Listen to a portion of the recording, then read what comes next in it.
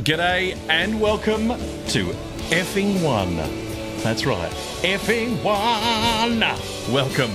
The podcast that delves pants down headfirst into the 2018 Formula One season. Great to have your company for our very first of many podcasts. It's Adam here, and this is Australia's only F1 podcast. Only podcast. That we know of or have bothered to Google. Zero research. We've done. We can't back that up with any science. And off the bat, can I just say, it seems like it has taken an eternity to get here. The off-season's taken way too long, but we have arrived. F1 is back, baby! We're back! I've just arrived. He's just arrived. Speaking of which, the man that has never left. He's been crunching the numbers in the off-season, testing himself in the wind tunnel. He is perfect. And he has been walking around with a halo strapped to his forehead for the last month just to get used to the look and the feel of it. Not used to it. I don't like it. I don't like the fact you've been wearing the halo because it's ruined it for me. It impedes my vision. It has. Scientifically, he's not built for speed, but he knows a shitload about going fast. Luke, good to see you, big fella. G'day, Adsky. How you going? I'm very well.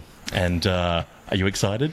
I'm very excited. I'm a little bit excited. Big Kev used to say that a lot, didn't he? Big Kev. Good old Kev. Love Big Kev. Rest in peace. Rest in peace. Large casket he was in. Yep.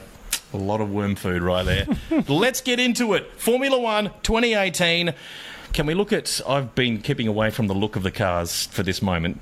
Can we have a look at some of the cars? Can we go and have a look at the livery? Great to have a visual on a podcast as well. First up, take a look at that, folks. This is a Mercedes. Look at that. W09. Lots of silver, a little bit of electric. It's strange they've gone for the silver again. Yeah, unusual. Bit of the Petronas electric, what is that, greeny kind of turquoise? It looks very Formula E. It doesn't look much different to last year. No. But I like it. It's going to be quick. It's very tight around the rear end, and we all like a tight rear end. Who doesn't? Who doesn't have a tight rear end? Well, we don't, but who doesn't like one? Fantastic. The front nose is a lot thinner. Yep. There's still a lot of attention paid to the barge boards to basically channel air around and into the car. And, of course, there's a big black thing in front of where the driver would sit. I'm not sure what that is. Shark fin has been reduced as well. Last year there was quite a big sail at the back of it. This year all the cars will be smaller. Yep. Could they have picked a worse spot to put a halo? I know it's supposed to protect your head, but it just seems like we're not going to see the driver. Where else would you put it? I'm thinking, I don't know, in the pit garage, just leave it there, because they're not going to see anything, and they're not going to be able to see out of it. I would like to put in a dumpster. Not even in the garage. Don't even think about it.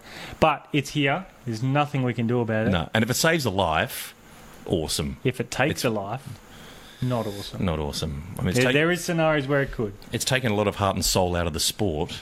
But you can't see the driver's head. We might just... Your trackside, you're like, I know.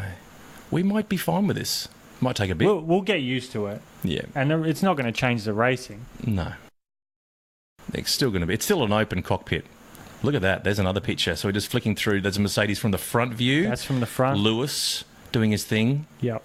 It's not that bad. They've got new camera angles this year as well, because a lot of the camera angles now will have the halo in it, but now they've put new camera angles to get around it and still be able to see the driver. Like the car though, nice colour. But that's what we expected. Nothing really changes there. Nothing's changed. It's really, really tight at the back end. Like they've done a phenomenal job to get it as small as it is at the back. And there's a few other cars that have gone very minimalist at the back. It looks like a good car. Look at Toto Wolff. Look at the old Wolfmeister there in that photo next to... He's an impressive man. Right in the middle of Hamilton and Bottas. I wish I had his accent. Just good at... He's tall, isn't he? Very tall. But humorless. F1 drivers are very small. Very German. Austrian. I don't want to correct. Same.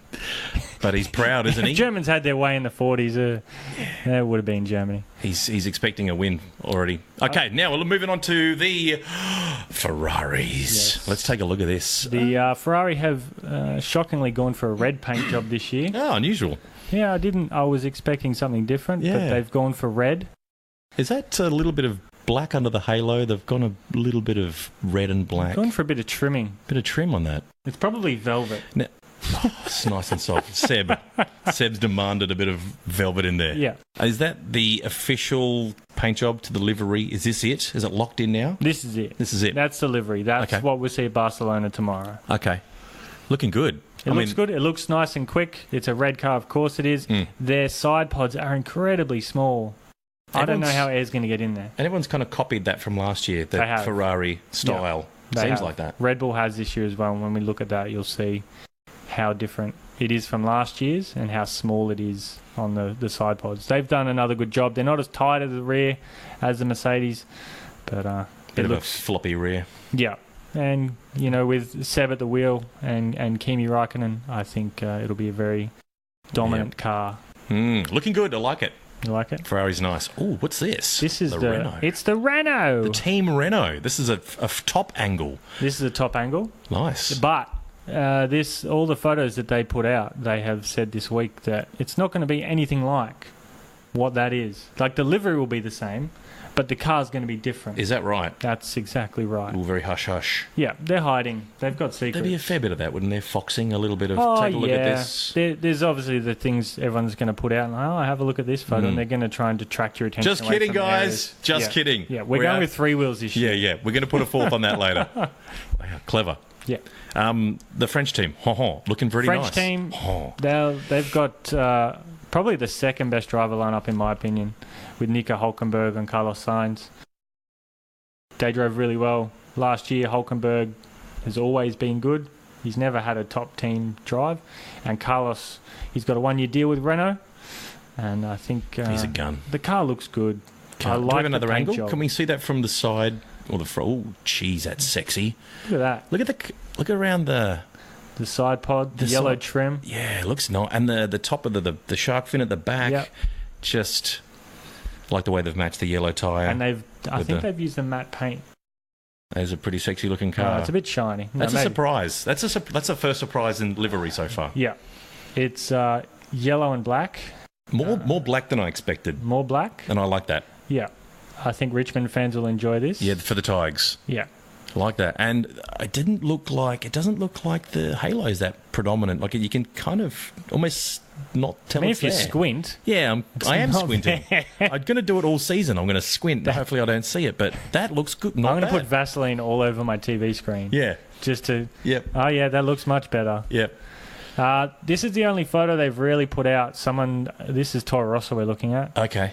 They have decided to put this photo out because someone took a sneaky shot from the stands when they were doing their test. No one was supposed to be taking photos, but someone leaked a photo, and then they said, someone from here's a leaked photo. Toro Rosso team leaked it? No. Some punter got into Silverstone, went up to the stands, took a sneaky photo, buggered off, shared it on Twitter, and went viral pretty quickly. Walking his corgis, just put out the phone, went in his wellies. Say, let's take a photo. Oh, look at that! It's a Toro Rosso. It's a fast car, and a Honda hasn't stopped. What's that ridiculous halo thing? I'm not watching this sport anymore. They've also got the fairing over the halo, just like the Ferrari. So you can see along the top edge of it. So the idea of that, they're allowed 20 mil, so 2 centimeters of aerodynamic fairing to be able to push air into that airbox. So that's actually a little bit extra to benefit the aerodynamics of the car. Yeah, and they only ran 1 lap in any free practice session because the air wasn't going into the airbox they needed. So Toro Rosso are knowingly making that halo bigger than it needs to be. Yep. I hate it. Ferrari did the same thing. They had that little... Looks like a boomerang they've shoved on it. Of course, they're stealing stuff from Australian design. Doesn't the boomerang. Surprise. Oh, sorry. I didn't catch the first part. The boomerang. What? Yeah, the boomerang. Have you heard of one? No. Yeah, what is that thing? It's not scary. Does it come back? Boo at the start, and it's not meringue. It's made of wood. I love meringue. Not so much the booms. If you throw an ordinary meringue, it doesn't come back, does it? No, but it is delicious. I'll eat it if it hits the floor. I don't care. Okay, cool. Oh, what do we got here? We have the Haas. Jesus, boring hell. That's rubbish. Well, they've gone for the red, careful, black and white. I just punched knocking the microphones. I don't like it. I'm going to be honest with you. Not many people do. I don't think America likes it. I don't like that front nose. I don't think Trump likes it. No, he doesn't like it a lot though. But that's kind of dull. I'm not a fan of the Haas livery. I think their original photos, they really went low on the lighting, so you couldn't see the halo. But in that photo, you can't get away from it. This is Haas in its pit box at Barcelona. They've gone with another snub nose. and then they've done a bit of barge board work, but it doesn't look impressive. It's not doing anything for me. I don't know what they're going to do this year. I think they're really going to struggle with McLaren having the Renault engines. I think they'll lose a spot. I think they'll be fighting Sauber this year. That far back? Yeah. Dropping down a peg? Yeah. So they've still got the Mercedes... They've got the Ferrari engine, but it's not a good engine. It's not a good Ferrari engine. It's not top of the line. Well, funny you should say that. They just made a declaration this week saying that all the customer engines have to run at the same level as the works teams. So they can't put different software on it. It has to run exactly the same way as it does on a Ferrari, Mercedes, or a Renault.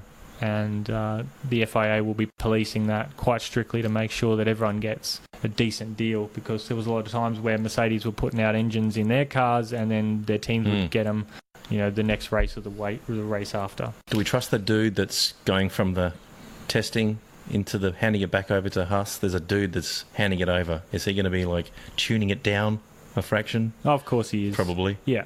It'll probably be a banana in the exhaust. Yeah. Typical Ferrari. Yeah. Pulling out all the stocks to stop the poor Haas team. I'm sorry, Gene, if you're listening. I know you're not. Go back to where you belong. You did really well in NASCAR, and I think go back. It's great to see another team, and I love having the privateer teams in. But I know he has lofty expectations. I just don't think that this car will meet any of those expectations, unless there's a Melbourne 2002 where half the grid crashes and he does a Mark Webber and drives up to fifth. Unlikely. Very unlikely. Kind of feel like but we the need... Haas last year was terrible. It was unreliable. It started okay. They had brake issues. They had some moments. They had unreliability. It was a dangerous car at points. Things would just fall off. Yep. It's like a leper. That's what we're going to call this car. The leper? The leper. Let's call it the leper. Until, write that down. The first 5 races, it's reliable. Where it's the leper. Yep. The Haas leper. Did they get a 6th or a 5th in their first? Yeah. That was first or second Grand Prix? Yeah. 2016? Yeah. Okay. Last year was I'm thinking nothing. right back. Yep. It was, and so are they. They're also thinking way back because that's when it was good. Yeah. Look at that front nose. Looks rubbish, doesn't it? Yeah. Anyway. A lot of them have gone for those kind of noses. Delivery looks rubbish. Hey, now. All right, moving on. All right, this is the McLaren. Moving on to the McLaren. ML33. For a moment, I thought we were looking at the Renault, the Team Renault car. You thought that? Because there's a lot of yellow going. Wrong. It's like last year's Renault. A little bit. Except it's not a yellow, it's more of an orange. It does have a Renault sticker on it, and it's very small, and it's at the back. I like the papaya orange. It's papaya, is it? Apparently, is that what that is? it's papaya. I was going to say orange, but I thought, no, someone's going to correct me. It's papaya. It's papaya. They're really highlighting that halo. They have that black. They're just showing you this is a halo. This is just in case you're wondering. They didn't even paint it blue. Yeah. I like the blue. The blue and the orange works well. It's very similar to the delivery they had for Fernando at the Indy 500 last year. Right. And it looked good. There's so much space for branding, so much space for... A lot of empty space there. For sponsorship. And I hope that with some results that they get with the Renault engine, that they can start to put some stickers on the back of that car, because it looks like a kit car you haven't quite finished. Yeah. Like some kids forgotten to put the stickers on the car. Even if they put in cursing Fernando on the side, like they used to do for the old... Yeah. Rutherford and a lot of the guys driving Indy, they used to have this on the side of their McLaren Indy cars. The car looks aggressive. They haven't been as aggressive at the very rear, but the front wing's pretty much the same. They put some fairings along the top of the side pods. Yep. But with that Renault engine, that's going to be a massive help for them. They'll be able to start a race. They'll be able to finish a race. No more Honda. Gee. But Renault did have some reliability issues last year. Red Bull suffered a few of those with Max Verstappen. But nothing like Honda. Nobody wants to drive a Honda. No. Sorry, Toro Rosso, if you're listening. No. But they took one for the team, Toro Rosso. Oh, they're going to take a Because Renault like, we don't want you, Red Bull. Yeah. But, hey, what if there is by pure miracle, the Honda is somehow amazing? They're going to be the only... That's my dark horse. The only car that's got a Honda. You could conceivably win this thing. You could. You could. Who are we kidding? There's no way. But hey, there is let's go back. 2009. Honda sold their car to Ross Brawn for $1. Yep. And Ross Brawn with the Honda engine. Oh, this was a Mercedes engine. Sorry. Right. Honda. So there you go. Car, there's your problem. There's my bugaboo. But it was a different engine back then. They won the World Championship. That's right. So Jenson Button, wasn't it? Yes, it was. Jenson Button one. Jenson Button. So there is a chance that Honda could pull a miracle, pull a rabbit out of the hat. It's unlikely, but there's an upside to the fact that you're the only team that has that engine in your car. So congratulations. I think McLaren would disagree with that the last 3 years, but so wouldn't they be upset if that Honda was good? I mean, if you want to see something recently, if you go to the Amazon Prime online and watch the Grand Prix driver documentary, that's phenomenal. I learned so much about F1. Now I learned one more thing. That awesome. The drivers do so much, the deadlines that these guys were under, and then the disappointment of firing up that Honda engine. It wouldn't fire up. And it looked like a tough time. There's a lot of good people there who worked a lot of hours to put a car together. And I hope this year works out better for them. And if Honda is good this year, magnify the disappointment Alonso had when he left Ferrari. I don't think he'll be jumping ship to Toro Rosso. No. But Honda, who knows? They could pull a massive rabbit out of the hat. But we're not expecting it, but no, it's possible. No, it's plausible. Mathematically possible. It is. That's about it. Yeah. Okay, so what are we looking at here? This is the Sauber. This is the Alfa Romeo Sauber. Yeah. It's a smart looking car. It's got a big Alfa Romeo sticker on the back of it. On the fin, on the shark fin, looks all right. It's kind of standing. Doesn't look great. It's most predominantly white. Yeah. Doesn't have much going on. I'm not a fan. We're not expecting much from this team either. It's bland. It's pretty bland. Beige. The great thing for Sauber, Alfa Romeo, is that they've put a current Ferrari engine in it, so it won't be they've normally had a year-old engine in it.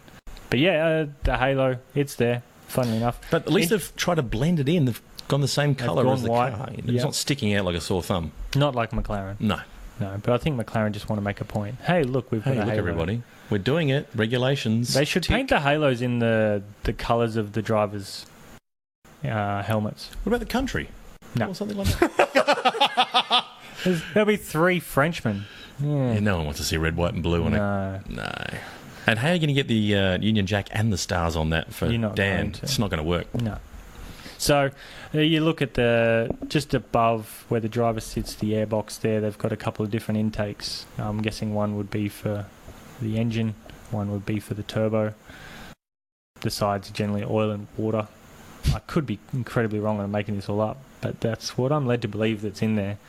But having a new spec Ferrari, they've got a very good driver in Charles Leclerc, and it should be very interesting. Jacques Leclerc. Yeah, we've got nicknames for them, but they'll be coming up later. Yeah, I'm going to do nicknames soon. I'm super pumped. So that is the Sauber. Now we're going to look back at to Mercedes. We'll look at the Red Bull. Let's look at the Red Bull. Oh, let's go back to the Red Bull. Red Bull. We're looking at the Red Bull. The Red Bull. Now this is interesting. They did a livery. They did a livery launch. They've gone for the camouflage blue, black. Jesus. It looks good. Just got to say, that is sexy. And I don't know anyone who wouldn't be happy with them racing that, except for maybe their brand partners. That is really... I mean, there's only 3 colours in there predominantly. You got your black, your blue, and your white. Yeah. For the white bull. Yeah. Aston Martin on the side. That's nice. That's pretty. And on the rear wing. The rear wing. That's a new partnership. Yeah. The Aston Martin this year. Yep. So it will be... I think it's Aston Martin, Red Bull Racing, Tag Heuer. I don't know. There's so many names that's coming into it. So the car doesn't pop colour-wise like it did, but I just think that's a nice change. It's pleasing to the eye. It looks great. It looks awesome. Unfortunately, it's for the launch. At Barcelona test, they'll go back to the livery. Yep. They're not sticking with this? No. You're kidding me. They decked out a DB11 Aston Martin with the exact same paint, and they also did Ricciardo's race suit. Have a word to Marco. Max was there too, and he loved it. He thought it looked great. Interesting that Red Bull are the only ones that didn't put the yellow Pirelli tyres on their car. Because the white goes with the white. But every other team, went for the yellow. Doesn't matter what it is, they all went for yellow. Because Pirelli's brand is black and yellow. Yeah, right. But they've gone for the white. Come the Suit the Barcelona whole- test will be back to yellow. The livery. The idea is to camouflage bits and bobs that you can't, when you photograph it, you can't tell where the shapes are. Keep it under wraps. They did it in 2016 in the black and white livery. There's still some bits to get onto this car. I mean, you're not expecting all these. There's going to be other parts. That's not the finished product. Yeah. All of them will all be sort of, they'll have the bits that'll go to Melbourne will probably come They're kind of foxy. the last 2 days of the test. All They're doing teams. a rope-a-dope. Well, why wouldn't they? Why wouldn't They're they? about to take the title, in my opinion. Really? I'm incredibly biased. It's Dan, isn't it? It's Dan. You love Dan. I do love Dan, and Max is a very good driver. But if Red Bull are to win it, very important thing that it has to happen, that Renault's got to be up to scratch. That has to be a good Renault. It can't be subpar. They can't start slow and then have a really great end to the season. They've got to start. Like last year. They've got to start on fire. They will. And the great thing about this car is it's an evolution from what they were running towards the end of last year, which, had Max winning Malaysia. And he didn't win it by default or someone crashing or someone's engine blowing up. This was a legitimate win. This was a pace win.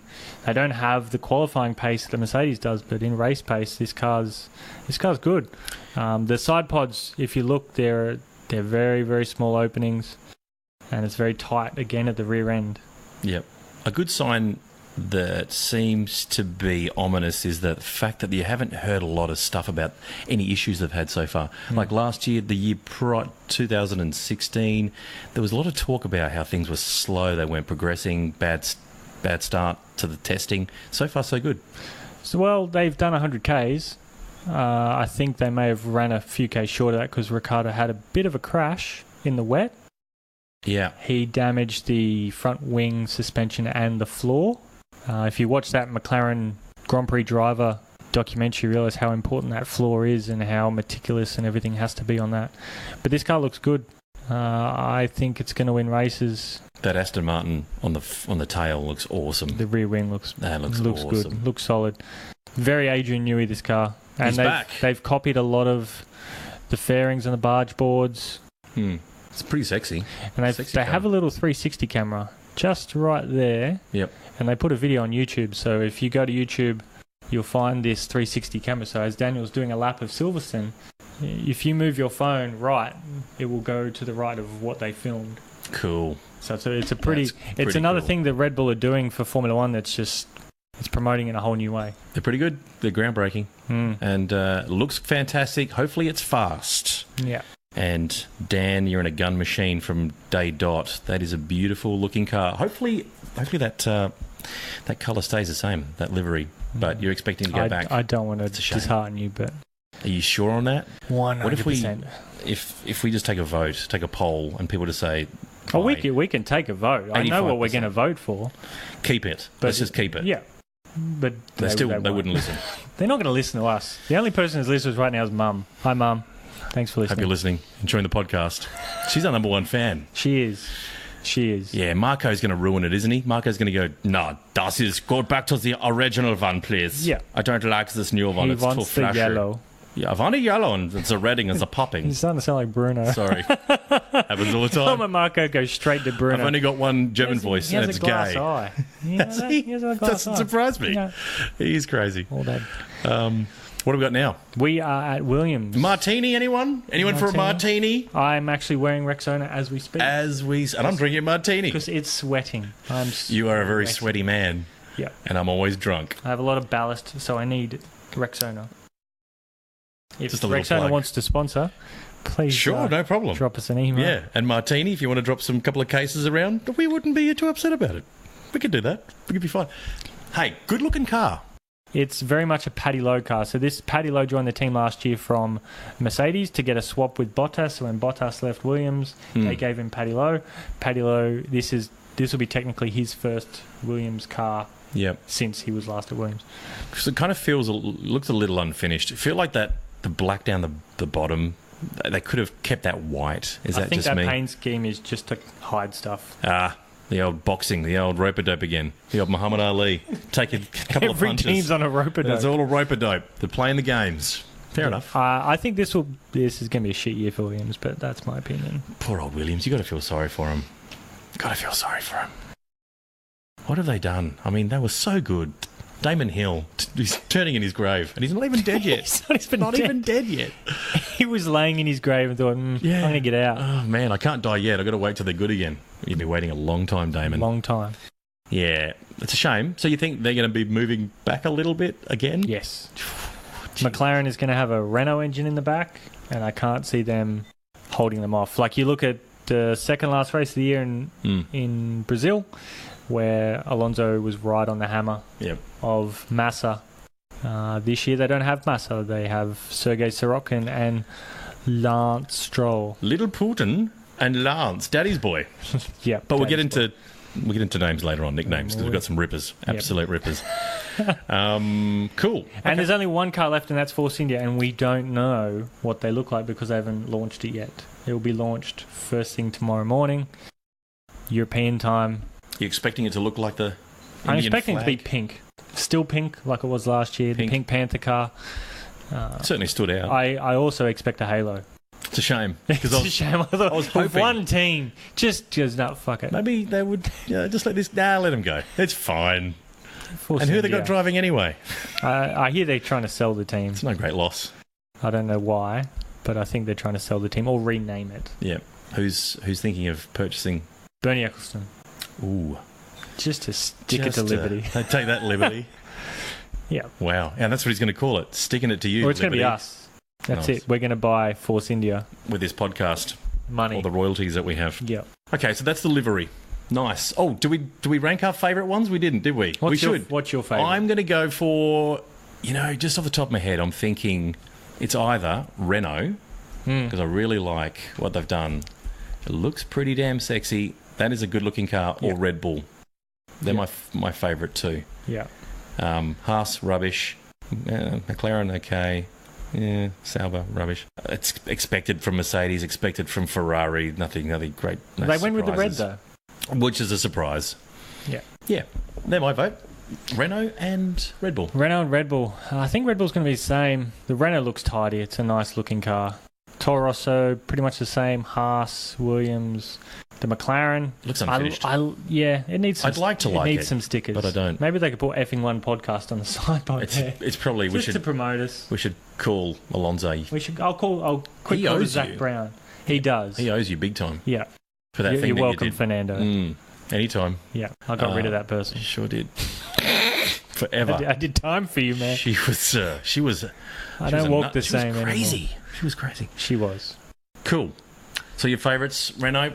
I think Renault as well, because Red Bull's going to lose that sweet little livery they've got, and they're going to go back to boring. I like that livery. If they keep the blue and the black... They're on par. I'm on it. They're on par for me. Let's move on. Let's talk about technical changes for the year. Right, changes. What are we looking on the car? What do the regulations say? There's a little thing on the car called a halo. I don't know if we've mentioned that. No, yet. I don't think we have. It's a driver protection. How do you pronounce that? Halo. Is it a soft H? Halo. Hello. Maybe we should do a sweet hello. You put it. All right. So the halo, it's a driver head protection. If anyone knows, it looks like a thong in front of the driver's head. It's a G-banger right in your eyes. It's like you're going to Brazil on a beach and there's but with no ass. Yeah. You can't have a G-string on a no gigantic ass. thong. You got to have an ass in a G-string. Yeah. It's got no ass. So yeah, it's going to take 12 tons of weight it can take on it. So there's good things. Because there are some Brazilian girls running around that I'm sure... There won't be grid girls though. No. There were no grid girls. No grid girls. If you throw a tyre at it very fast, it'll bounce off and it won't hit the driver's head. The incident of Felipe Massa, when he got hit in the head with the spring, I'm concerned that it might bounce off the underside of the halo and could go into the cockpit. Oh, That could be serious chest injury, fatality, because it's redirecting debris into the cockpit where they're not wearing the protection of their head. And it's just a single bar. It's not like there's it's not glass that's stopping anything from coming in. No. So you're still going to get things coming through. It has to hit it and go up. Yep. Hits going down, there's going to be issues. So it's just protecting large objects from hitting their head, not small. That's not going to do anything. Not small at all. Kind of feel like you could, if you're going to do a halo, just get a screen that, a bit of glass. IndyCar just tested a screen. It looked pretty good. I saw the onboard footage. It looked great. You wouldn't even see it. You don't notice it. And Scott Dixon, who drove it, said it looked pretty good. The vision wasn't bad like what Sebastian had with the screen that they tested. But Sebastian did one lap. Yep. Scott did it in Does variety. anyone like the Halo? Have you heard anything positive from any drivers? The people that made it, they're quite happy. Yep, they made a lot of money from it. Bet they did. Yep, Bet it's they did. 7 kilos, so it's an additional 7 kilos on the car. And it's going to be the strongest part of the car. No one likes it, but it's there. I think we need to move on from the Halo. Should we forget about it? Let's not mention it again. Into the bin. But Sean McAuliffe would say. Yeah, in the bin. But can we just say we hate it? Any other specs that we need to look at? Shark fins are reduced. They used to be kind of a sail thing that went from the engine cover all the way back to the rear wing. It's going to be slightly diminished. They'll still, I think some of them are still trying to get little winglets on the back of them. But yeah, it's a little bit reduced. Then we've got some new tyre compounds for this year. More options? Yep, we've got the pink Hypersoft. Oh, Hypersoft. Hypersoft. No longer Ultra. We're going, no. That's higher. We're getting there. So Hypersoft is the softest tyre they've got. I was hoping it was going to be called really, really soft. Yeah, that'd be awesome. And then really soft. Yep. And then soft. Slightly and then softer. Not so soft. Yep. Really soft. Really soft. Uber soft. Uber soft. Then the next one is the purple one, the Ultra Soft, which we had last year. The red tyre is the super soft. The yellow tyres are soft. The white's the medium. The hard is now blue. Right. Which it's a slightly different shade of blue to the monsoon tyre, the wet tyre. Yep. And then we've got our favourite tyre. Super hard. Super hard. Super hard. Who doesn't love a super hard tyre? When are they going to use that? They didn't use the hard last year. No one used it. When are they going to use super? They go, oh, okay, we still have to change tyres to a different compound at some point. You're not going to run 70 laps at Monaco and then chuck on a Hypersoft at the end. What should we chuck on, guys? Should we chuck on the super hard? No, idiot. No, we're not putting on. We are never touching that one. Oh, come on. So why would they do that? Just for shits and giggles? I think they just wanted to make it pretty. It needs more colour. It's a rainbow. Yeah, need an orange. Yeah. So the Hypersoft, how many laps would you get out of that thing? Half a lap. Before it just flies off the wheel. Yeah, my tyres are running out. I've got no traction. You'll hear Grosjean it's slipping all over the place. Grosjean will be talking Grosjean. Grosjean and on. Oh.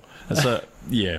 So you'd think the most common ones you'd use would still be the Ultra Soft, the Super Soft, and the mediums. We didn't see much medium. You might see Perez on a medium. He likes a long-lasting tyre, but I can't see anyone using a super hard.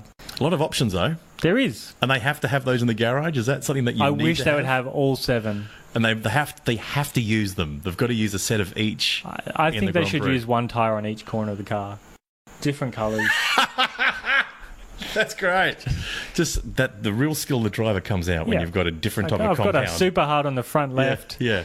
I've got understeering on the right-hand corners. Put a Hypersoft right next to a super hard. Yeah.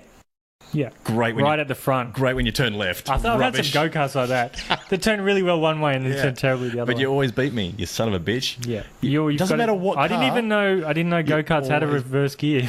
You were going because I'm so chubby, all right? It's not my fault that I'm overweight. I'm going to cut back. You can't blame the cake. It's portion sizes, Luke. Just be nice. And then we've got 2 tyres, the wet tyres, the intermediate, which are the green tyres, the same as last year, and the monsoon, the wet weather tyres are the lighter blue. So, sorry, there's more? Yeah. More than that, 7? That's just dry tyres. Right on. So we've got of course. 2 wet tyres. So yeah, I think it's a darker shade of blue actually on the wet tyre. And the inters are green. Wow, it's a lot of tyres. Yeah. But they're only taking 3 compounds to every track. And there's 21 races this year. We've brought in the French Grand Prix. Mm-hmm. Unfortunately, at Paul Ricard. Not Dan Ricciardo. No, Paul. Yeah, Paul. It's his mate. It's his shit brother. Shitty brother. Paul. Yeah. And he's not really Italian. Yeah. He's French. He's French. And I would have preferred Manicourt. I think a lot of people would have preferred Manicourt, but we're going to Paul Ricard. You'll see when we get there. It's not great. It's an ugly track. It's a test track. That's what it is. And they built it for a test track. Hard to get fresh baguettes as well. terrible. They're always stale. Stale baguettes. Too much travel one loves time. that. Too much travel time. No. Manicours. Manicourt is in the middle of nowhere, but it's one of the best bakeries. One of the tracks that I really look forward to watching. Awesome nice track. and undulating, good flow. And back to Germany. We're going to Hockenheim. I love Hockenheim. Because they were taking turns at the German Grand Prix. Nürburgring went bust. They can't afford it. It's a fast track. So it's Hockenheim. It's awesome. How good is it? I would like them to go back to the old Hockenheim. Before they slowed it down? Yeah. Made it yeah. pretty shit. Yeah. It was a game that it was the track corners in. when I first started playing it on PlayStation. It was the first track I'd go to because it was the easiest. And you could drive over the grass and you wouldn't be penalised. Chicane. Yeah, chicane. And you wouldn't. And there's another chicane. It's like Monza. It's perfect though. You'd go straight across it. Wouldn't penalise you on PlayStation. And then the Grand Prix that's missed out. The Grand Prix I went to last year for the F1 finale in Malaysia. Malaysians. And I really enjoyed my time there. The track was great. Getting to and from was... It's a long way out of town, though. It is. You could stay close, but you'd rather stay in the city. There's more stuff to do. When you name your top three, that never comes up.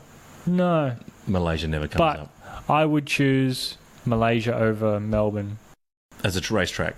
As a track to watch. Yeah. I think if you sit on the grass stands that they have there, it's $35 for 3 days. Bargain. You're not going to get that in Melbourne. No. And your accommodation's $250 for the week in the city in a decent location. You're not going to be paying that in Melbourne. No, you are not. You won't even be in Melbourne for that kind of money. You will not. No. It's an expensive trip. Yeah. And it's one I'm not going to this year. I'll be there. You'll be there. I'll be in Melbourne. It's the first race I've missed since 2002. I'll call you. Yeah, we'll podcast over the phone. Don't. Don't call me. I'll probably cry. I'm going to rub it in. And the reason... I'm going to have a bit of a rant.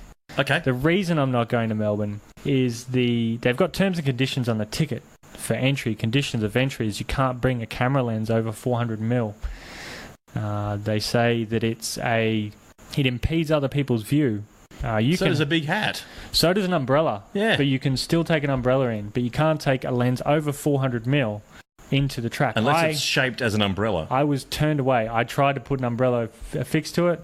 He was on. Could you attach it to an umbrella? I tried to shove it down my pants. I got frisked, and I couldn't lie because it's not that big. But Melbourne... You almost got away. Melbourne, she was thorough. I'm missing... She was. It was a he, and he had rough hands. Yeah, but soft eyes, caring. I got his number. You sure did. I didn't call him, though. It's not how I swing. No, there's anything wrong with that. I couldn't get in. I was turned away on Thursday. Said, no, your lens is too big. Really? It's not the first time I've heard that. No. Lens-wise.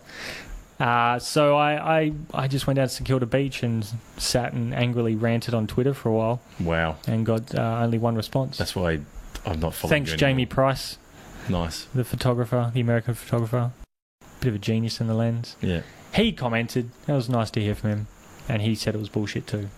So I won't be going purely on the fact that they won't let me in with the lens that's over 400mm. I have a 500mm lens, and there's other people who I snuck it in. I actually painted my lens. Anything that said 500, I painted over it. And I picked the fattest security guard. I put a bottle of water in my bag. You should have put a burger in there. He would have taken that. But he saw the bottle of water. He's like, I found a bottle of water. It's not open. All right, you can go in. So he completely bypassed the lens. I'm not going to take that risk again. Yeah. The reason I'm taking a stand, my one-man stand, everyone else is going, not me, is that in 2016, Sigma, the lens company, they were a sponsor of the event. It was up on the TV screens at the track, and they were also selling lenses there. My lens is a Sigma lens. Sigma sells 500 and 600mm sport lenses. You could buy them at the track in 2016. Wow. As soon as Sigma drops their sponsorship, there's a new terms of condition. You can't get in with a lens over 400mm. Apparently, it's a distraction for people standing behind me. That's weird. But if I have an umbrella and have my lens underneath it, you wouldn't know. So that's my rant. That's why I'm not going to Melbourne. Purely for the fact that they won't let me in. I love F1, and I've gone to every race since 2002. You look so flushed. Yeah. You should have a drink of water. I should. Calm down. You're going to be all right, big fella. Ouch. It's still raw. It's still so raw. It stings. It does. All right.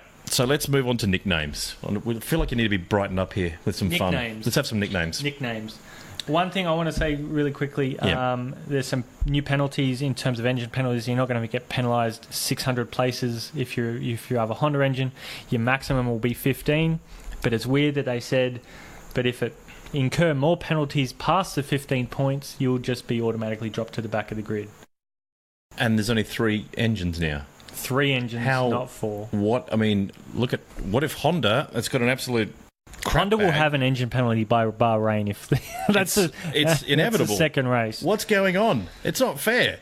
If you've got for Mercedes, I think Ferrari, Renault will struggle. Renault's going to be in trouble. But even Mercedes took penalties, Ferrari took penalties, Renault took penalties. It seems tough. Honda they took everyone else's penalties. So you have drivers just kind of cruising. If they've got no chance of winning, they're just going to be like looking after the engine, just riding that thing home. They're just going to have to swap. They're going to have to go to the back of the grid, take 10 places, 15 places, or start in another town. Ouch.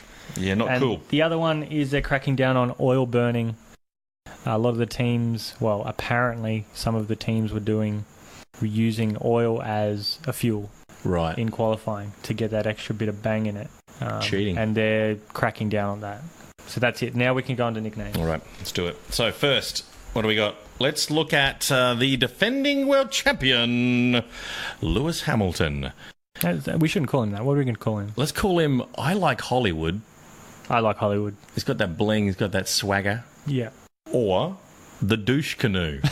Please explain. This is yours. Mine was Hollywood. Yeah. You want to go douche canoe? I called him douche canoe. I think he's a bit of a douche. He's definitely a douche, but why the canoe? It's a nice round off. It is, isn't it? You call someone a douche, but if you call him a douche canoe, and you spell douche with an E, so it kind of knees like a douche canoe E. Yeah, I like it. Yeah, I'm glad you like it. And also, there's one Hammer Time, but they use that. No, that's boring. It's too flattering. And they've got T-shirts for it. Should we just? We need a T-shirt that says douche canoe. The douche canoe it has Lewis's face in it. I don't know which one I like. Can we keep them both? Do we have to trim them back? Actually, we'll do a Twitter poll. Let's do that. We'll do a Twitter poll for every single one of our nicknames, and you get to choose. Mum and us two will decide which one of your mum and my brother are fans. They'll decide what the nickname will be for the season, and we're going to stick to it. Yeah. Deal? Right, we'll stick to it. So your options are for Lewis Hamilton, Hollywood, or douche canoe. They're both awesome. I know what I hope for. I think I know. I think I like yours now. It's starting to grow on me. The douche canoe. Hollywood's very fitting, but douche canoe's... It's better. You're right. Not that we're trying to sway this poll. Not at all. Up to you. Yeah. Your opinion. His teammate, one of the most boring people on the grid. That's just joking. Come on, guys. Bottas. Valtteri Bottas. He's a nice guy. Can we call him either? Here are the two that I've got. Yep. The other Finn. Yep. Or Mr. Melancholy. Mr. Melancholy. That's a good one. That is good. I've added to that. I've got Robotas. Yes. Because he's a bit robotic. He is. And Blue Steel. Yep. I don't like it, but it's there. Yeah. And you get to choose. I think we trim it back. Can I trim it to 2? Yep. I like Mr. Melancholy. And I like the other Finn. Yeah. Can we choose between those two? I'm going to go with yours. Yeah. And I don't know which out of those two. We're not here to choose. I really like the other Finn because I'd like to think that Kimi could be the old Finn. Old Finn. Just keep the and Finn the other thing. Finn. Yeah. Anyway, that's up to you to decide. There you go. Valtteri Bottas, the other Finn, or Mr. Melancholy. Now we're moving on to Red Bull. Daniel Ricciardo. You choose. I don't know why people call him Daniel Ricciardo. Mark Webber said that. Ricciardo. Why did he say that? I don't know. It's stuck. He's always said it. Now I say it. Yeah. Ricardo. But I'm a big Webber And it's not fan. Ricciardo. It's just Ricardo. I'm a star. Daniel Ricciardo. So I like Ricky Bobby. Because he likes America. He loves America. He digs it. He does a terrible American accent too. He does. So I don't know why I like Ricky Bobby. But I do. Smiley Dan. I like Smiley Dan. And the personality. Now, the reason I went the personality is because clearly he is the only person in F1 that has a personality. But also Whoa. He's not the only... There are others, but he's got a personality. Bottas isn't a person. You would want to have a beer with the guy. He's the kind of guy you could sit down and not think, geez, you're a douchebag. Geez, you're a douche canoe. He's the guy that you go, dude, you're awesome. Yeah. And I get it. I want to do this I get why again. people like you. We should get T-shirts. I like the personality. I'm just putting it out there. Yeah. And I've got one that is been from Bill Burr, stand-up comedian from America. He calls him Ricky Rocket. That's good as well. It's got a nice little... We have to narrow it down to two. We do. So let's keep Mr. Personality. Sorry, the personality. The personality. We need to go for one other. I want to go with Ricky Rocket. Ricky Rocket. Yeah. Lock it in. I'm just going to change that. Ricky Rocket. There are your options. We can't go with the Honey Badger. He's called the Honey Badger. No, He's got it on his helmet. He doesn't get to do that. That's his nickname. This is our thing. For himself. This is our thing. Yeah. What are we doing? Ricky Rocket. Let's write that Ricky down. Rocket. Ricky Rocket, folks. All right. And next we have Max Verstappen. Max Verstappen. So, what are our options? Mad Max.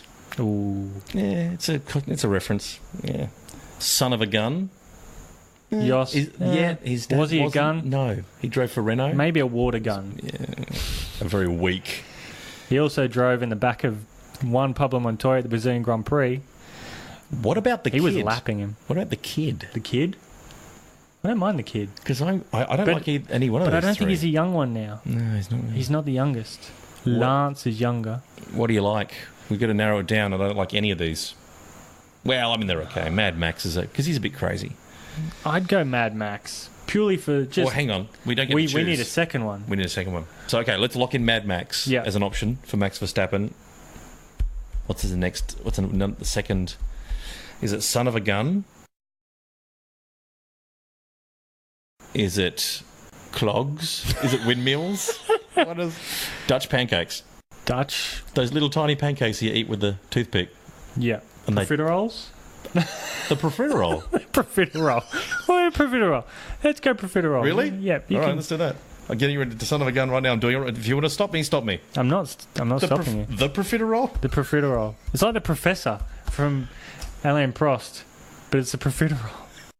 It's probably not even Dutch. It's probably not even. I don't think it is. Well, mini pancakes. Mini pancakes. I can't even spell profiterole. You don't need to. We know it. Yeah, we know what it is. Okay. Kimi Räikkönen.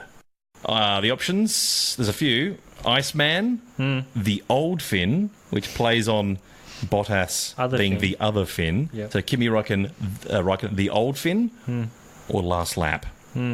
Iceman, the old Finn, last lap. Retirement Räikkönen? Retirement Räikkönen. Or Bois? Well, that's yeah. Bois. What? Bois. Bois. Every time he answers a question in a Bois. Bois. Bois. What about? Hey guys, where's my gloves? Where's my steering wheel? Steering wheel. Can we throw that in as an option? It's quite long. My favourite part of 2017 was when he goes into the pits and he's screaming at the guys. The interesting thing, they can still hear his audio and his steering wheel's not plugged in. I thought you used to have to press a button and the audio works. Now, not for him. Maybe it was just some guy in the box going, yeah, we'll do this. Yeah, let's dick with it. Steering wheel. Hey guys, where's my gloves? Come on. So we got the options are Iceman. We like that. And Iceman is on his helmet. Wow, we can't really use that then, can we? Don't want it. Because he doesn't get to choose. No, fuck him. Let's go the old Finn and last lap. Last lap. I do like last lap. I do too. Because I think it's going to be his last year. I think so too. I hope so. Because we'd like Ricky Bobby to squeeze on in there. Yeah, I think Ricky could go to another... If Red Bull pull out an amazing car with a great engine, he'll be staying at Red Bull. If they don't, he's got an option at Mercedes, he's got an option at Ferrari. He's got options. The kid's got options. Bottas has got 1 year, Raikkonen's got 1 year. And Max has got to wait an extra year. Max is signed till 2020. That helps. Not that we are being a balanced. We don't have favourites. I do. I don't care.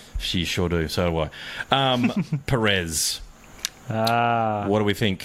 What do we think of Perez? Sergio Perez. Tacos. Burritos. Or Old El Paso. I can see what we're going with here. All three are yours. Yeah. That's so racist. Yes, it is a little bit. But delicious. Oh, so delicious. Okay, we've got to narrow it down. We'll call it Old El Checo. Old El Checo. I like Old El Paso. But too many syllables. The burrito. The burrito. Slightly spicy. Ooh. The Tijuana Tussler. Tijuana Tussler. That's the winner. Lock it in. Well, that's the option. All right. So let's go Tijuana Tussler. Because he always battles with his teammate. And the burrito. Yeah. Because burritos can be spicy, which he can be on the racetrack. Yeah. Quite fast. It can He's a nice bloke. Yeah, he's a nice guy. He seems nice. Okay, let's do that. Ocon. Esteban Ocon. French stick. Pepe Le Pew. That's pretty good. I like Pepe Le Pew. I like French stick because if you've ever seen him, he's quite thin. Like he has to run around the shower to get wet. That's how skinny he is. All right. So there you are. You've Those got are the two options because we couldn't come up with anything and Pepe else. Le Pew. We're trying to think of other French cuisines. Stereotypical French. We've got 3 French drivers this year, so we had to spread their One's called cuisine. Eiffel Tower, so stand by. That could be an option. Eiffel Tower for Esteban Ocon because he's tall, he's lanky. And there's no one selling $1 euros under. Yeah, €1. If you've been to Paris, you understand what that means. Saints.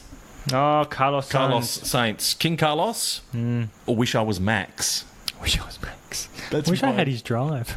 Yeah. That's my vote. But no, I'm not. There's Junior as well. Junior is because his dad is Carlos Sainz. Carlos Sainz. What are we going to narrow it down to? King Carlos, and I really like Wish I Was Max. Yeah. Let's go with those two. Okay. It's for them to decide. Yeah. It's up to you. It's up to you to decide, listeners. Mum, my brother. Hulkinen, the Hulk. Oh, Hulkenberg. The Hulkenberger. Yeah. Delicious. So, but his nickname is already the Hulk, is it not? We can't really use that then. I like to think of him as the talented Nico. Ouch. But also true. The talented Nico. What else? Muscles? What about Honey? Huh? Honey. Why?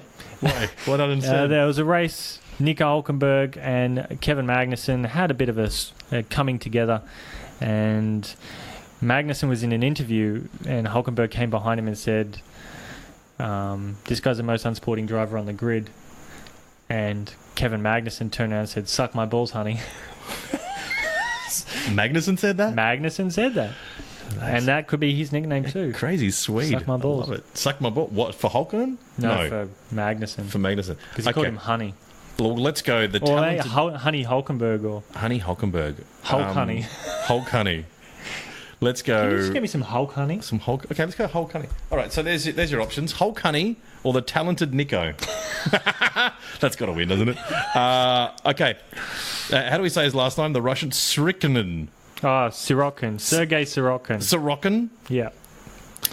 He's a paid rider, GP2 winner. He does bring some money, but he was also quicker than Robert Kubica.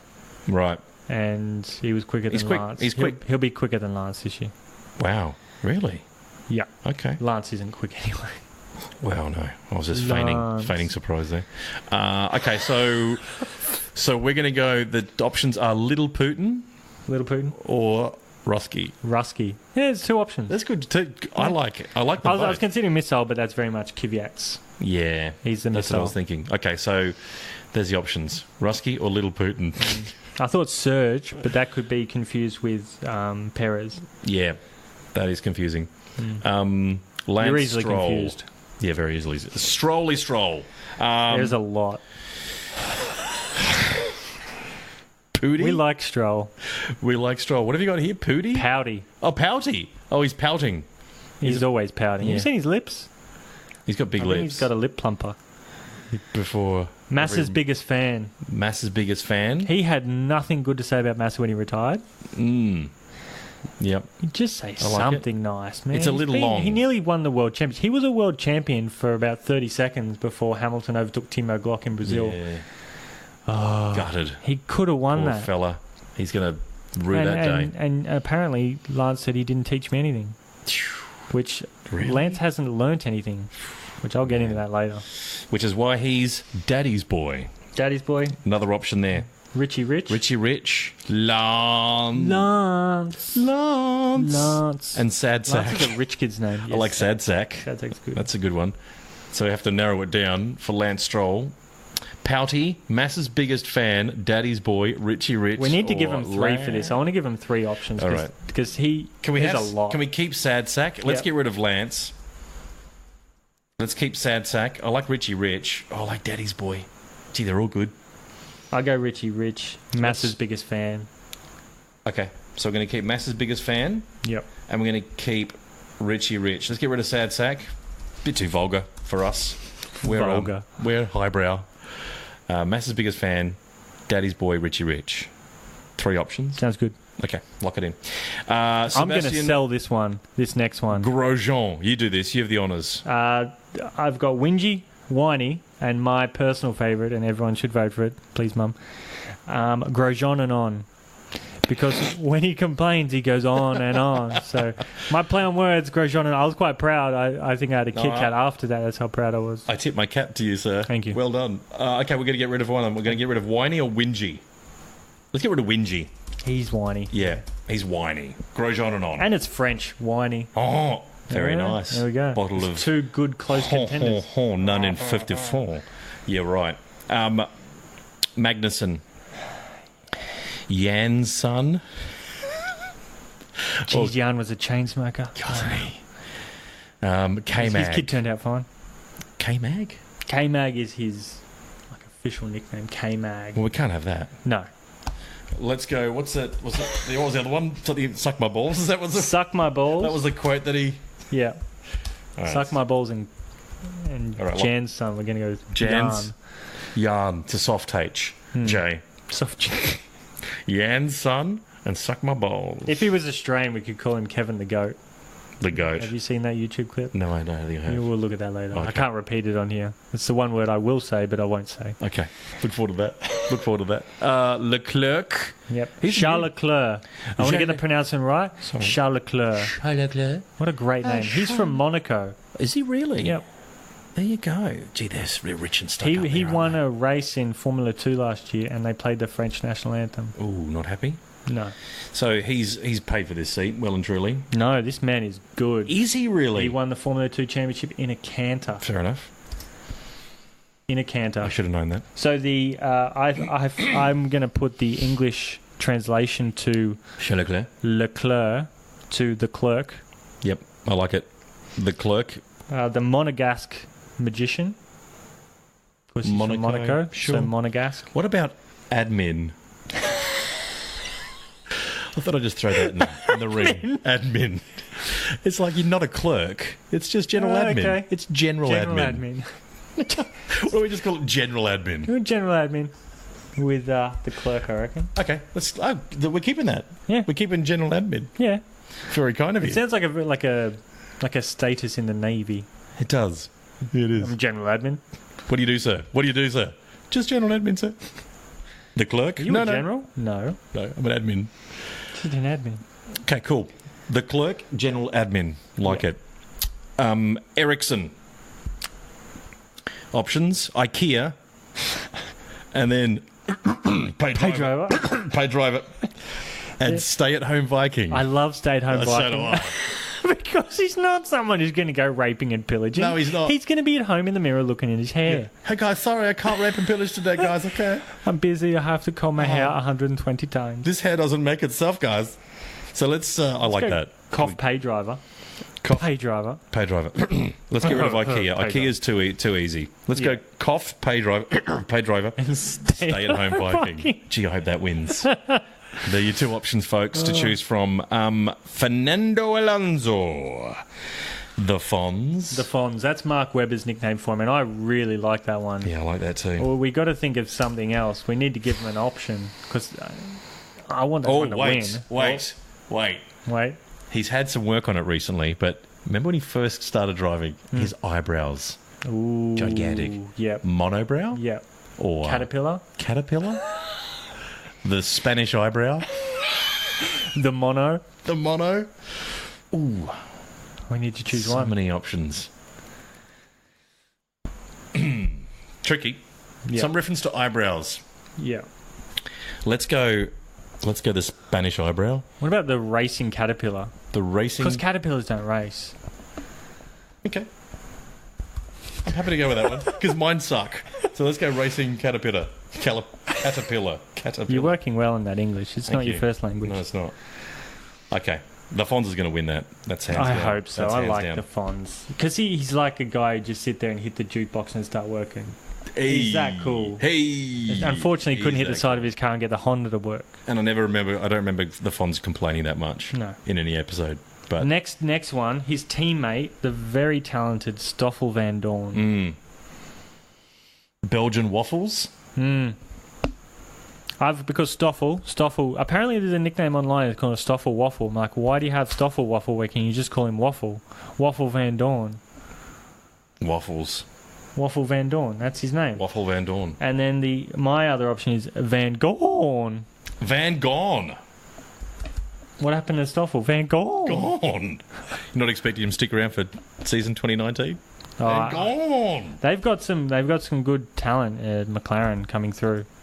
So if Fernando stays, Stoffel will stay. And if Stoffel leaves, they'll bring in Little Norris. And his nickname's going to be Chuck. Chuck. That's a given. But right now, he's a reserve driver, so you get nothing. So we're going to get options Belgian waffles and Van Gone? Waffle Van Dorn. Waffle Van Dorn. Yeah. Okay. You don't need to mention Belgian. Just waffle. That's a given. Just plain waffles. Just waffles. Maybe with some syrup. Yum. hungry now. Hartley. The Kiwi kid. Brendan Hartley. The Kiwi. Making up the numbers? Is it too harsh? Red Bull Recall. Red Bull Reject? Boy band. Did you see his hair? Like, his hair has always been immaculate. Pretty. And for an old man who's 45. And he likes punk. He likes the same kind of music as D-Rick, so he likes the heavy stuff. Yeah. But he has the hair of a boy He's got a band. youthful face for an old man. He does. For a 50-year-old. I like Hartley. I've always liked Hartley. Okay, so what are we thinking? The Kiwi kid? Kiwi kid, I like that. And what were the options were? I've got making up the numbers. Red Bull Redo. Red Bull Redo. It's too long. It's too long, isn't it? Just Recall. Making up the numbers is way too long. No, Recall. Yeah, Recall. Recall? Let's do it. And Total Recall. Total Recall. Total Recall. There we go. Nice one. And then the last is Pierre Gasly. Pierre Gasly. That man has a gap between his two front teeth. That's why I considered field goal.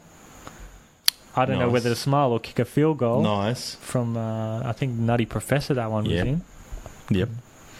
Good reference. Yep. Croissant. It's a little easy, but I like it. It is easy. Doesn't really reference anything in particular. The gas man. The gas man is nice. This could be a variety of things. This could be the gas pedal, and he's the gas man. This could be Gas he's not me. good enough, so he has to fill the car up with gas. Or the fact that he's flatulent. A little bit gassy. Yeah, he's French. He's got to be gassy. He's got to be. Too much Onion garlic, and too much garlic. gas. Let's go a little gassy. A little gassy and gas man. Yeah. All right.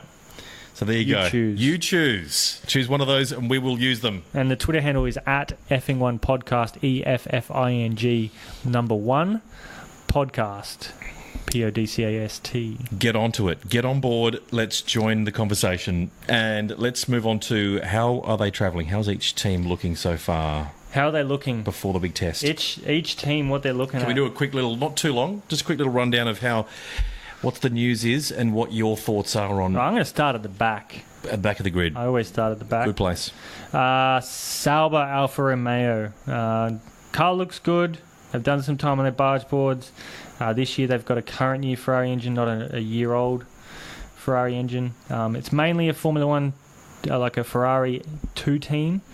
But the stay-at-home Viking, which I'm calling him right now, Lock it in. has paid the bills and he's helped out. So they were probably going to put Giovinazzi in the team to make it the 2 Ferrari driver academy drivers, but they're going with Charles Leclerc and Marcus Ericsson. I think Charles Leclerc is very fast.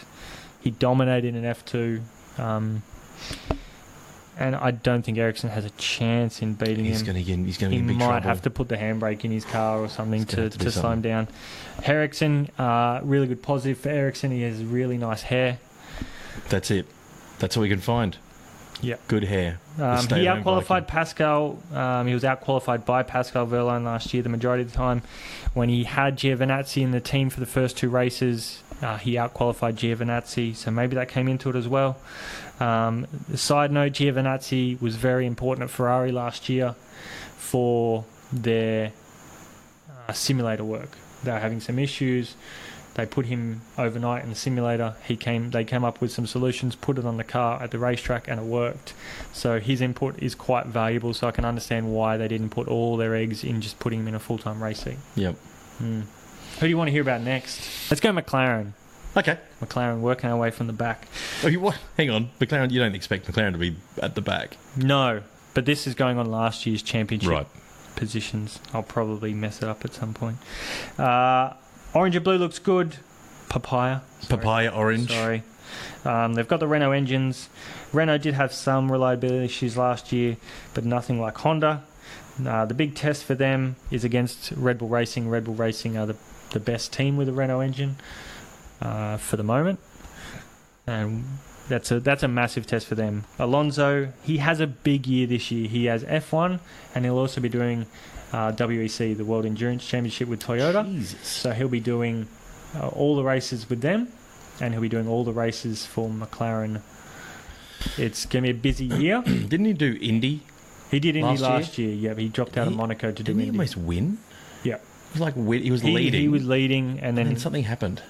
He was in a Honda engine, and you wouldn't guess what happened. What happened with the Honda? The engine blew up. You're kidding me. But a Honda engine did win. Just not Indy his. 500. It was Takuma Sato's. Japanese boy, Japanese engine. Good story. Coincidence? Maybe. I think not. Takuma Sato was a good driver in F1, but couldn't stick around. He made his way over there and he's done a decent job. Back to McLaren. I think the Waffle will come close to Fons later in the year. He won't be going to Indy 500 this year. He's made that clear, even though people keep asking him. Van Dorn, his second full-time year. This is his chance to... he's comfortable. He really did well towards the end of last year. He out-qualified him 3 times. And he will test Fernando Alonso. And is their chassis as good as it claims? Like, they were talking about the speeds into the track, and they're like, oh, look at our corner markers. We're up there with the best. I'm like, well, if you're going into a corner slower than everyone else, you're probably going to be decent going around the corner. Yeah. So they had no top speed. But you're not expecting the Fons to lose out to him? No. Stoffel is very good. Like, when I watched him in GP2, he was a very, very good driver, and he drove well. He won the championship pretty early. Pretty good. And I rate him. He's, I think, 26 or 27 now. But yeah, he's good. What about going to Haas? You want to go to Haas? Yeah. Righto. Going on last year's constructor standings, we'll go to... They might slip back this year. They're a chance, aren't they? This is going to be a bad year for Haas. Not going to be good. It's going to be a tough year. McLaren will jump ahead. This will be a make-or-break year for them. Hopefully there'll be a car reliable to stop Grosjean and on going on and on. Please, somebody. They had brake issues. They had things falling off the car left, right and centre. I think they need a new glue manufacturer. There's some model glue out there and just stick it back together. Magnussen will probably be requesting more balls to be sucked. Probably.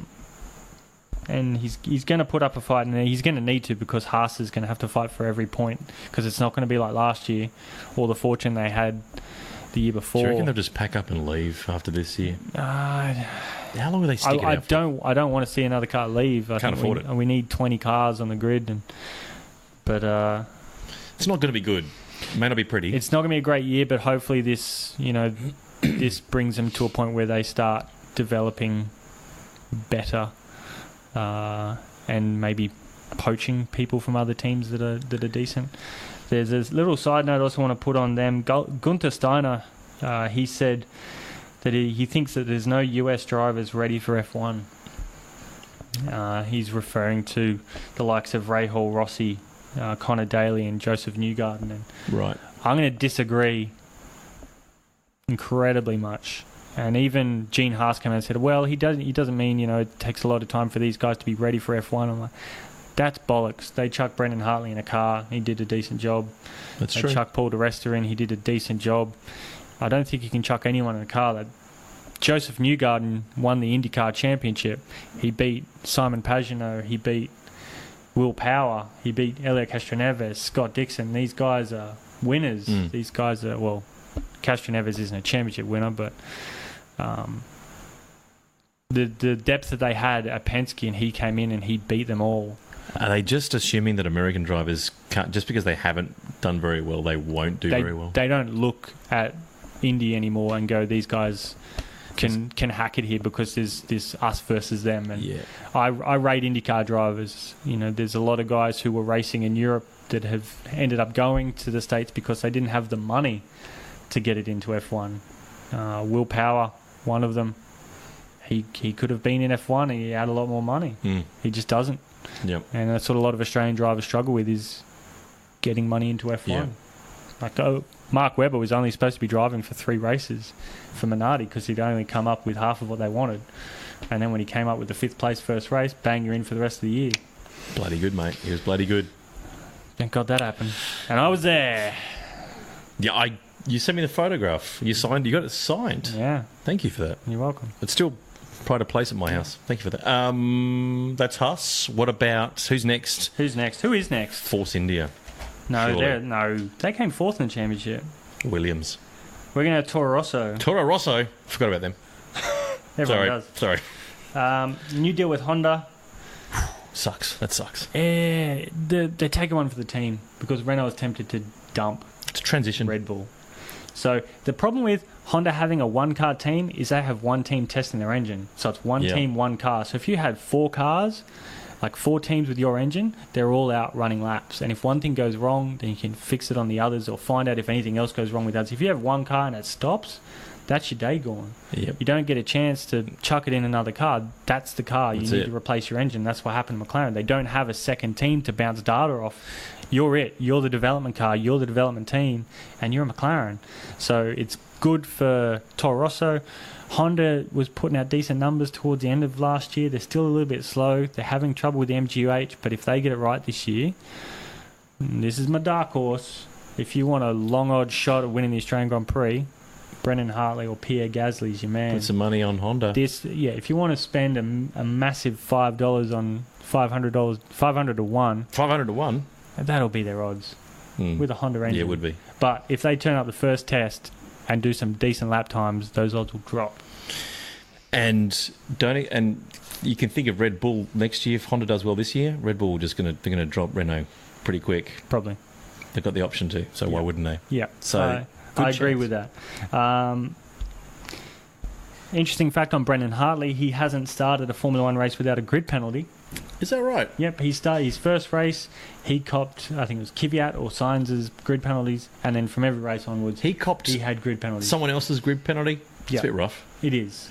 But that's how they could have put him in the other car, but no, they put him in the car that had the grid penalties, so he had to wear it.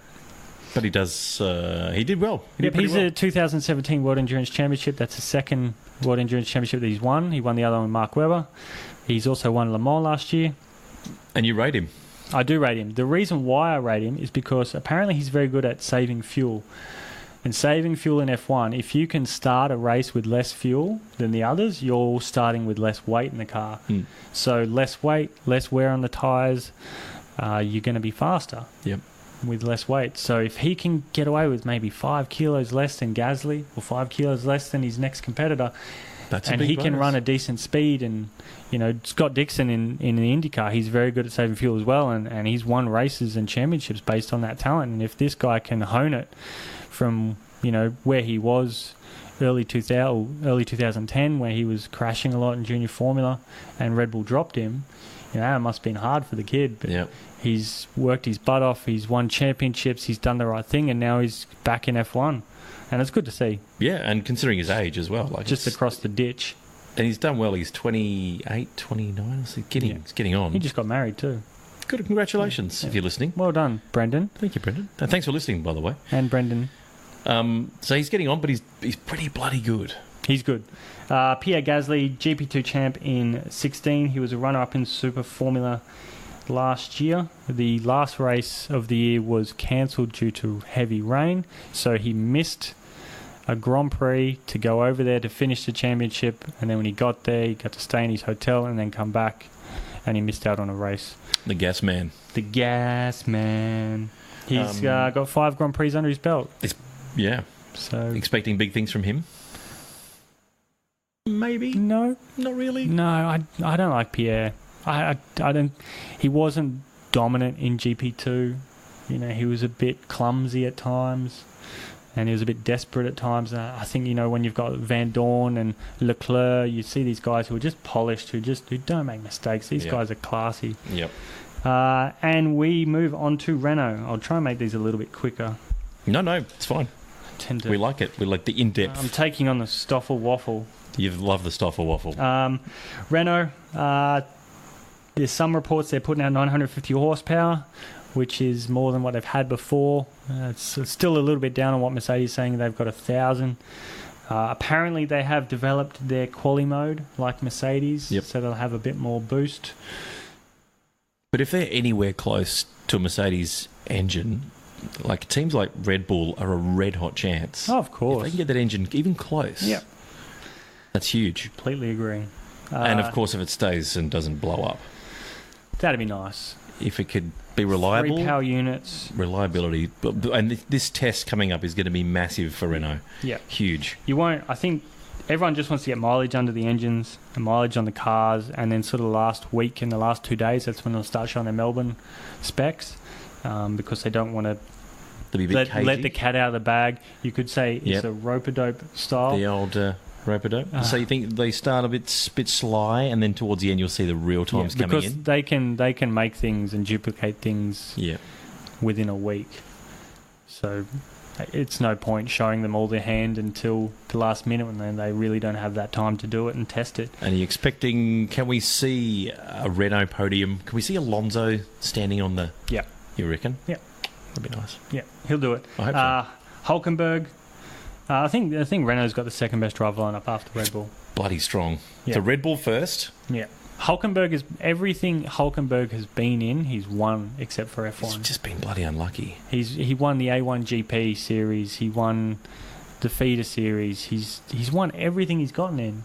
Some of them on his rookie year. This guy's a talent. He is the talented Nico. They don't call him the Hog for nothing. They don't, and he deserves a top drive. And if he beats Carlos Sainz, he could be knocking on Mercedes' door. The reason why, he's German. Mm-hmm. That helps. Yeah. They like Germans. Next year they'll have a minimum weight for the drivers. They have to be 80 kilos, and that will play in his hands because he's a taller driver. He's always been a bit hampered by his height. So having a minimum weight will be not so much of a disadvantage for teams taking him on. And if he gets going... Who's your number 3 best driver lineup? So you go Red Bull, you go Renault. It's not Ferrari, is it? No. It would be McLaren. McLaren. Yeah. I really rate Stoffel Van Dorn, and you can't doubt Alonso. It. Cool. Okay. So we're up to... No, I'm going to stick with Renault for 1 second. Sure. I expect massive improvements for them from mid-season, so either when they get to Europe or mid-season a little bit later, maybe after Canada. Because they acquired someone from the FIA. He is the tech chief of FIA. He's been on a bit of gardening leave. Every other team was like, he should have more leave because he knows everyone's secrets. When they say, we want to design this in the car, he has to look at it. So he knows Mercedes secrets. He knows Red Bull secrets. He knows everything. And he was given 3 months gardening leave. So this car won't be his, but he will come in. This guy, Marcin Budkowski. Just loves gardening? Yep. Just really... For 3 months of the year. Just potting hardcore plants. Gardening. Yeah. And then he'll be designing cars. He doesn't do anything half-assed. No. His hedges are amazing. Just... beautiful hedges. Well... So, yeah, expect great things from Renault second half of the year, and even when he fully designs his own car the year after, this is going to be big. Like, he knows everyone's secrets. It's a bit they are year-old secrets, but... still helps. Inside info. Massive. Renault, look out. It's your big tip. Renault. As long as that engine stays on the track and not Williams in the wall. We're talking Williams now. What do you want to know about Williams? How far are they going to drop back? How many spots? Right to the back with Sauber. Sitting there with Sauber and Haas. It can't be good. They have a Merc engine. But it's not a good one. That's about it. What's happening with that? This year's car, it's a Paddy Lowe car. You can tell Paddy Lowe's influence on this. Paddy Lowe designed them in the Mercedes 2 years ago. He had input on last year's car before he got moved over. This will be a Paddy Lowe car. It'll be quick, but he's got 2 drivers. One's a rookie. The other one is a pay driver. Sorry, Lance. I think that's going to cost him. I think that's going to cost him points. And as much money as Sergey, and Sergey has talent, like I'm not disputing that. Sergey's a GP2 winner. Sergey's fast, but Williams they're going to struggle. When I heard the radio of Lance saying, "What do? I don't know what to do with this." It's not good. You don't have the experience. Yeah, you won European Formula 3 and you went straight to F1. You got a fortuitous podium in Baku last year. Everything at Baku was fortuitous for everyone there. Except Dan, overtaking 3 people at one time. Yeah. In one corner. Yeah. We'll just go past everyone because everyone's looking in their mirrors. Best overtake of the year. It was the class act of the year. Not being biased at all. We're not. I expect Sirocco to be better. I don't think Lance is going to be up to his standard. I think Lance, he needs some experience. He needs driving experience to know what to do when things go wrong or things aren't in that window. Hopefully he'll get it this year. Kubica's the 3rd driver. He does look a little bit vampire-ish, so we'll call him Whoa. That's our friend Kubica. It's a shame he didn't get that drive. Yeah, just purely for the story. I know there's young kids coming through, but there's already young kids in there. There's always going to be young kids, but get some charisma, some story. People love a good story. Massive. He's driving with one arm, for God's sake. What a story! It doesn't get better than that. Yeah, imagine if he was driving like a gear shift. Make a movie with that. pattern. Exactly. He's doing everything with one arm. Yeah, Make a one movie. arm bandit. Damn. Anyway, but he's still there, and he's still good. He's still good. He's back up just in case. You never know. Might get a drive. I'm sorry, Williams, but I don't think you're going to have a great year. They're going to struggle. They're going to be in big trouble, considering even though they got a Mercedes, it's just not looking good. No. Force India. Get it, India. Good at India. We don't know what to expect here. Well, we haven't seen the car. We don't know what the car looks like. We're probably the only thing we're going to say is it's going to be pink. I think Force India are going to go backwards. I don't think they're going to stay 4th in the championship. Only because you've got teams like McLaren. They're going to be moving. You'd think would move up. Yeah, Renault move up. Renault is going to be moving up. Force India might be strong for the first few races, but I think they're going to drop some spots, and they're going to have to maybe be 6 in the championship. Yeah, and it looks so. You think the team, 4th, 5th best teams this year will be that much better and that much closer to the top. It feels like it might be the McLarens, Renaults better than last year, competing for a podium spot with Red Bull. Yeah. So it seems like it's going to be closer and a bit more exciting. I hope so. Get some different colours up there on the podium. Maybe some papaya. Who doesn't mind a bit of papaya? They've got a good driver lineup with Checo and Ocon. They 2 very good drivers. Now, if they battle like they did last year, these guys are going to be needing points. Like, they could battle and it didn't cost them 4th, but this year they'll need every point and they need to be smart with it. If they just start barging each other, they won't have drives. Bloody funny, though. Oh. So funny when they do that. Yeah. When teammates crash into each other. Yeah. It's pretty funny. But not good for the team. Not good for the team, and it will cost them this year, where last year they were lucky. They were in a good position early on, and they had some great drives. But this year's going to be a little bit more difficult, I think. Yeah. No, I agree. Opinion. Definitely agree. We got the top 3. The top 3. Red Bull Racing. We're kind of expecting it to stay the same. Like, you're not expecting too much movement between the 3. No. They've all got the same drivers. Red Bull look good. And I think the way they ended the year before, they have something to work. Like, they have a starting block. They're not... Last year, they had some data issues with what was going on in the wind tunnel and what was going on in the track. I think another team had this a while ago. I don't know if it was Jaguar or maybe Red Bull. But it was a time where Mark Webber, or maybe it was Williams, they had a strong car. They predicted a strong car. Yep. And then it got to the track and it was a dog. Because they said that the wind tunnel was too narrow and the cars were too wide. Yeah, so the new cars are wider with the new wider tyres. So that held them back last year. Yeah.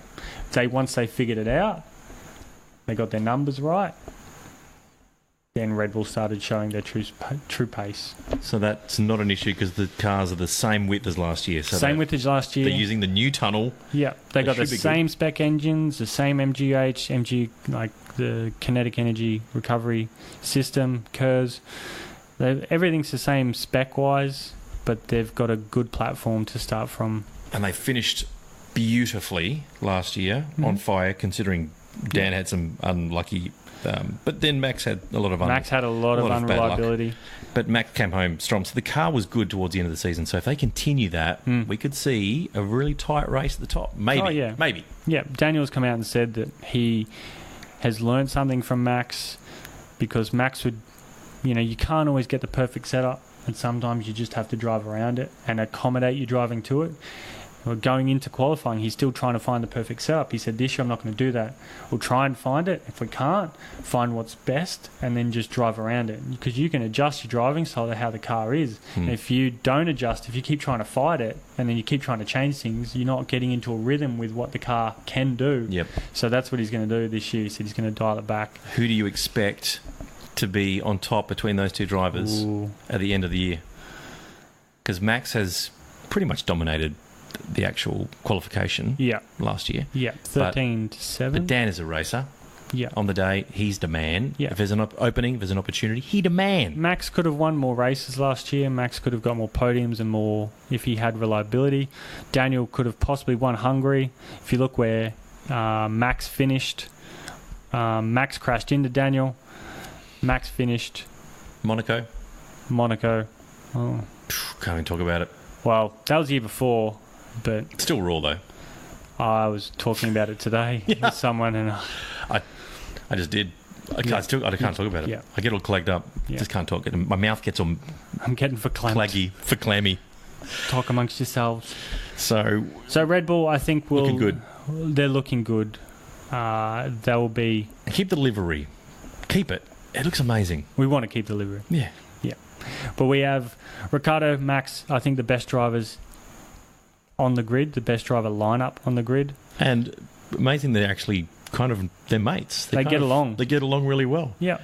They don't seem to be... Who knows what it's going to be like when they're jostling for wins, but I think they can both put things aside and look at a bigger picture. And I think Dan's got that personality, that kind of attitude that he just sort of goes with the flow. So if you're faster than him, he just goes, well done, man, you're faster. Yeah. Good job. He'll and then he'll turn around and give you a little, he'll grab your head, put you in a headlock and give you a little, throw water at you. Nipple burn or something. I hope he starts throwing socks at him. I'm a fan of throwing wet socks. And just give Hamilton the shoey. Force it down him. Hold his nose, pour it down him. He was scared. He's so humorless. Beige. What is wrong with... Where's the sense of humour with those the Mercedes guys? No.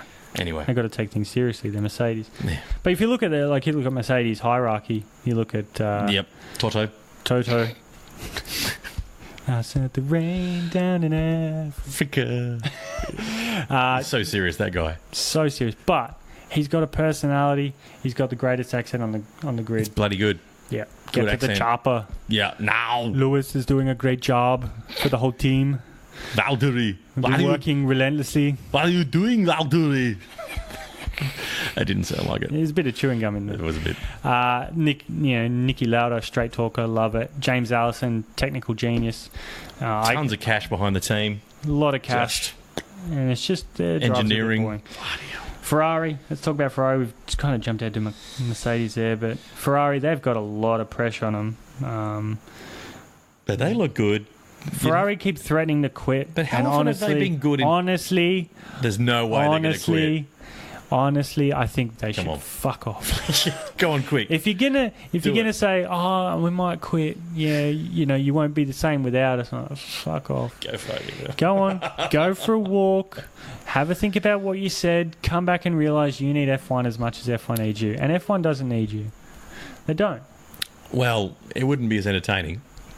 But they don't embrace the media. They're terrible to photographers, and they're pushing people over. They're that moody kid in class that gets everything they want. Yeah. They're spoiled brats. Yeah. Yeah. The Brat Pack. That's what we should call Ferrari, the Brat Pack. Yeah. There's not even a poll in that. They're going to be called the Brat Pack. Bit uncool. What do you think? I think this is going to be his last year. Hopefully he gets a win. I'd like to see that. Who's going to take his place next year? What's your take on that? Ooh. They'll have options. I just read the other day, Ricky. They're talking about Ricky again. They're talking about Ricciardo, and for an Italian name, an Italian marquee. Sebastian, he'll deal with him being there. I don't think that's an issue. Yeah. But I think, the development driver, Charles Leclerc, I don't think they'll put him in a second year. Ferrari don't like taking rookies or younger drivers. It's generally give him a few years. Yep. So he could be at Alpha for a few years. I think they've got options. It could be Hülkenberg, but I think Hülkenberg is the German Mercedes, that mark. Yeah. It all feels like Dan. That's what it feels like. But he could do an Alonso, go to Ferrari, and then they just drop off and they get nothing. So I think he's doing the right thing. He'll wait till May, and he'll look at where everyone is and then take it from there. But are they going to be sticking at Red Bull or going to Ferrari? Or Mercedes. Yeah, Bottas has 1 year. But you think they'd take him? They wouldn't take Hülkenberg over Rick? Ricciardo really wants to go against Lewis. Yeah. He wants to put himself against the best. And if Ricciardo beats Verstappen this year, qualifying in races, points, podiums, wins, if he beats him, he will have every door open for him. Yep. And if he wins the championship, he'll stay Red Bull. But if he beats Max consecutively, everyone will want him. It's a big call. Yeah. And we've got testing coming up starting tomorrow. And then tomorrow night for us. You're going to be sitting here, aren't you? You're going to be sitting here just checking it out non-stop. I'm going to be calling you. What are you doing? Be watching the 5-second delay between each image that the Circuit de Catalunya puts on there. But you'll be sticking through it. That's what you do. Yeah. You love it. Sleepless nights for the next 2 weeks. But it'll be good. I want to see the pecking order. I want to see how many laps everyone's doing. I hope Honda pull their finger out and they get the reliability that they need. And I think Red Bull will be up there. That Renault engine looking pretty strong. You seem to be very Red Bull focused. I don't mean to be. Does it come across like that? Not at all. No, not really. Yeah. I think you're a Merc fan. And Ferrari, who do you think out of Ferrari and Mercedes are going to be looking the best at the end of this? I don't think Ferrari win the championship, so I don't think they're going to look good. How often do they never create two good cars in 2 consecutive years. It's not, but they do a good job when they do a rubbish job. So it seems like Ferrari's not going to be where they were last year. No, but they did a phenomenal job last year. But they had the meltdown in Baku, and then they had a bit of unreliability towards the end.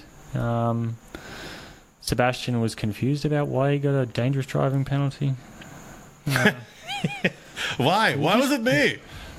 Please explain why I've been penalised. What is happening? You've gone Bruno again. Why? So... Every German accent should be done in a Bruno accent. It should be done Bruno style. Every German accent. Yeah. Everyone is Bruno. Well, I think... Is that it? We've wrapped it all up? We've ticked all the boxes. Yep. I think Bottas will do a decent job. He's a number 2 in Mercedes. They've got good bosses, good team structure. Was it Bottas? We're calling him the other Finn? Mr. Melancholy or the other Finn. Yeah. It's their choice. We can leave that to the 3 listeners. Another shout out to Mum. I've lost my listener. Love you, Mum. My brother's tuned out. If my mum switched off now, we'd be in so much she's trouble. out of the will. We'd be in so much trouble. I don't have a will, but you're out of it, Mum. So we're going to reconvene right here at the end of testing. Yep. And get a little summary. Yep. We'll see who's doing well, who's in the lead. Yep. And we'll and then of course we've got Melbourne coming up That's coming up that's in a month's time. 28 days, 7. Yeah. 4 weeks. Then it all happens, baby. Yep. Effing one is happening. Effing Effing one! But predictions. What's your predictions? Who's going to win the World Championship? For the World Championship? Constructors? Constructors. It's hard to say. It's hard to go past Mercedes-Benz. You'd have to say Mercedes.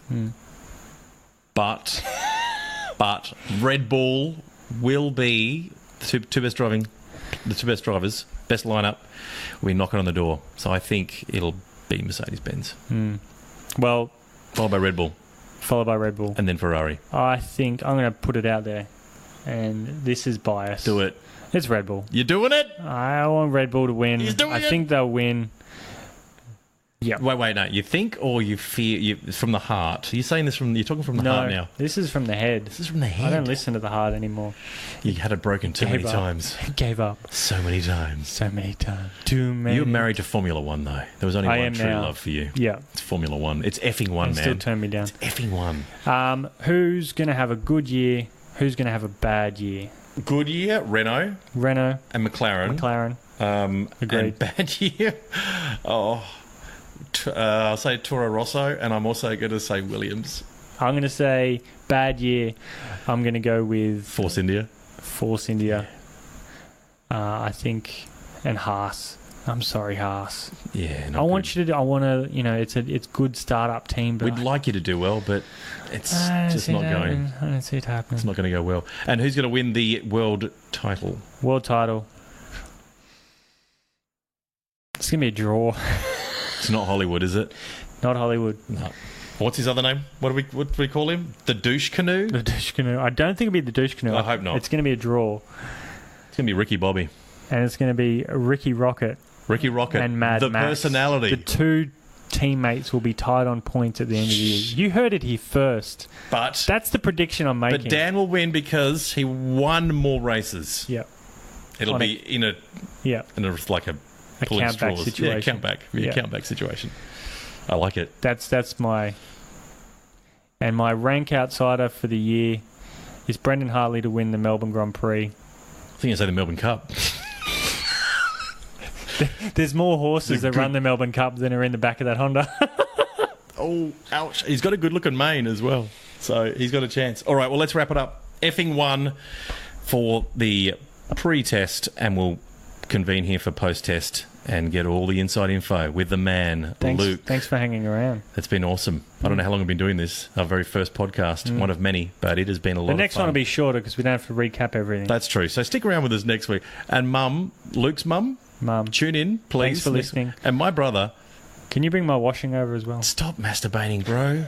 And clean yourself up and start listening to this podcast. What's our Twitter handle?